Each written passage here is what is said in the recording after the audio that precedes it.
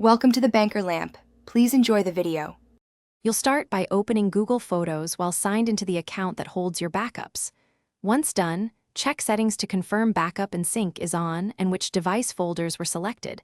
This explains where images land. If you're on a phone, tap your profile icon to view the account.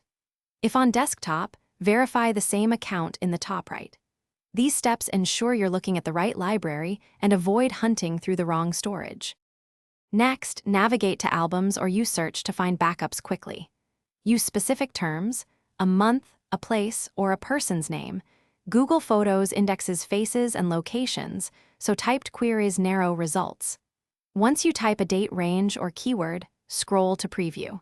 Make sure to check library and utilities for grouped items like device folders or recent device backups. This method finds items that might not appear in the main Photos view, because they're sorted into albums or device-specific folders. To finish, select the images you want and choose Download, Add to Album, or Share. Sharing creates a link you can save. For large batches, use Google Takeout or Run Backup and sync on desktop to mirror folders locally. This is faster for bulk exports. If you can't find expected photos, make sure you're in the correct Google account, review backup settings, inspect trash, and confirm you haven't exceeded storage quota.